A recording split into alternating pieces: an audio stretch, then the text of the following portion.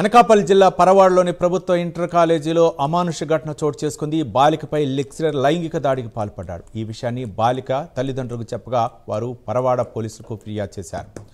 కీచక లెక్చరర్పై పోలీసులు ఫోక్సో చట్టం కింద కేసు నమోదు చేశారు.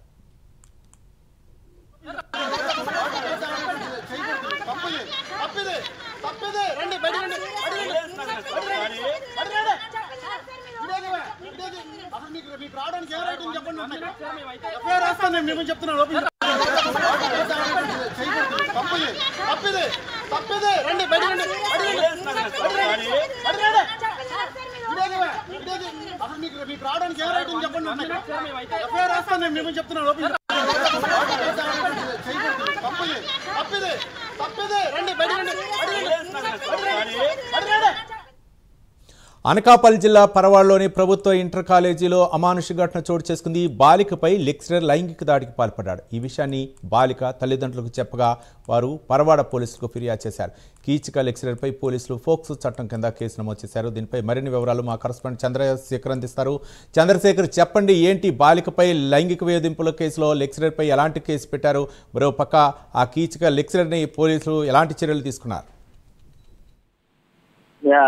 రవి, చూసుకుంటే ఏదైతే సభ్య సమాజం తలదించుకున్నటువంటి ఘటనలో ఎప్పటికప్పుడే ఉత్పన్నమవుతున్నటువంటి పరిస్థితి అయితే కనిపిస్తుందని చెప్పుకోవాలి. ఈ నేపథ్యంలో ఇటు అనకాపల్లి జిల్లాకు సంబంధించినటువంటి పరవాడ ఏదైతే ఉందో పరవాడ పోలీస్ స్టేషన్ పరిధిలో విద్యార్థినిపై లెక్చరర్ అసభ్యకరంగా ప్రవర్తించినటువంటి ఘటన అయితే ఒక్కసారిగా వెలుగులోకి వచ్చినటువంటి పరిస్థితి కనిపిస్తుంది. ముఖ్యంగా చూసుకుంటే పరవాడ ప్రభుత్వ జూనియర్ కళాశాలలో చదువుకుంటున్నటువంటి ఓ మైనర్ బాలిక ఏదైతే ఉందో మైనర్ విద్యార్థిని ఎవరైతే ఉన్నారో మైనర్ విద్యార్థిని పైన అక్కడ పరవాడ కళాశాలకు సంబంధించినటువంటి లెక్చరర్ అయితే ఆమె పైన పాశవికంగా కూడా కీచక పర్వంగా ఆమె పైన అయితే ప్రవర్తించినటువంటి ఘటన అయితే వెలుగులోకి వచ్చినటువంటి పరిస్థితి కనిపిస్తుంది. నేపథ్యంలో దీనిపైన విద్యార్థిని అయితే పూర్తిగా భయాందోళన అయితే చెందిన పరిస్థితి కనిపిస్తుంది. దీంతో తల్లిదండ్రులకి విషయం చెప్పడంతో తల్లిదండ్రులంతా కూడా పరవాడ పోలీస్ స్టేషన్కి వెళ్ళి అయితే అతని పైన అయితే ఫిర్యాదు చేయడం అయితే జరిగింది. ముఖ్యంగా చూసుకుంటే ఏదైతే ల్యాబ్ కి వెళ్ళేటటువంటి ఘటన ఏదైతే ఉందో ల్యాబ్ వద్ద విద్యార్థిని ఉన్నటువంటి సమయంలో ఆ విద్యార్థిని పైన చాలా అసభ్యకరంగా ప్రవర్తించడంతో పాటు ఆమె పైన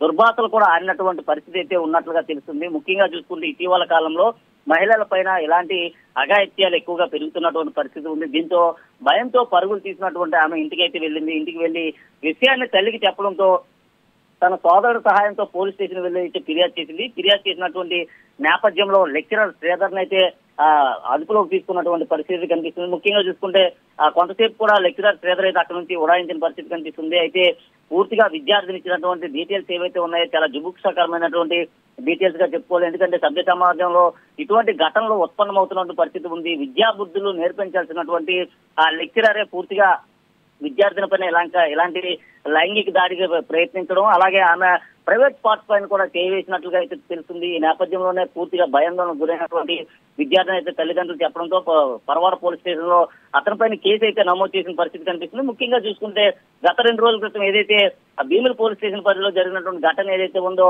ఆటో డ్రైవర్ మైనర్ బాలిక పైన అత్యాచారాన్ని ఒడిగట్టిన ఘటన ఏదైతే ఉందో ఆ ఘటన మరొక ముందే మరలా ఇటువంటి ఘటన అయితే ఉత్పన్నమైంది. ఈ నేపథ్యంలో పోలీసులు అయితే లెక్చరర్ శ్రీధర్ పైన అయితే పోక్సో చట్టం కింద అయితే కేసు నమోదు చేసి అతన్ని అదుపులోకి తీసుకొని పూర్తిగా అయితే విచారించారు. ముఖ్యంగా చూసుకుంటే అక్కడ ఉన్నటువంటి ప్రిన్సిపాల్ కూడా ఈ లెక్చరర్ పైన అయితే పోలీస్ స్టేషన్ వచ్చి వరుసగా చెప్పిన పరిస్థితి కనిపిస్తుంది. ముఖ్యంగా అక్కడికి వచ్చేటటువంటి కళాశాలలో చదువుకున్నటువంటి విద్యార్థులు ఎవరైతే ఉంటారో ఈ విద్యార్థుల పట్ల గత కొంత కాలంగా కూడా ఈ లెక్చరర్ అయితే చాలా అసభ్యకరంగా ప్రవర్తిస్తున్నాడు. వారికి సంబంధించినటువంటి చాలా జుగుప్సాకరమైనటువంటి విషయాలు కూడా వారికి చెప్తున్నటువంటి పరిస్థితి ఉంది. అయితే వారంతా కూడా నోరు మెదపలేనటువంటి పక్షంలో ఏదైతే నిన్న జరిగినటువంటి ఘటన ఏదైతే ఉంది ఈ ఘటనతో విద్యార్థిని బయటకు రావడంతో ఒక్కొక్కరికి అయితే వెలుగులోకి వస్తున్న పరిస్థితి కనిపిస్తుంది. అయితే ప్రతి ఒక్కరు కూడా లెక్చరర్ ని తక్షణమే కఠిన చర్యలు తీసుకోవాలంటూ కూడా చెప్పిన పరిస్థితి కనిపిస్తుంది. నేపథ్యంలో పోక్సో చట్టం కింద కేసు నమోదు చేసినటువంటి పోలీసులు లెక్చరర్ అయితే అదుపులోకి తీసుకున్నారు. ఈ రోజు సాయంత్రం కల్లా మెజిస్ట్రేట్ ముందు ఆయన ప్రవేశపెట్టేటటువంటి పరిస్థితి కనిపిస్తుంది. Ravi, right, thank you Chandrasekhar.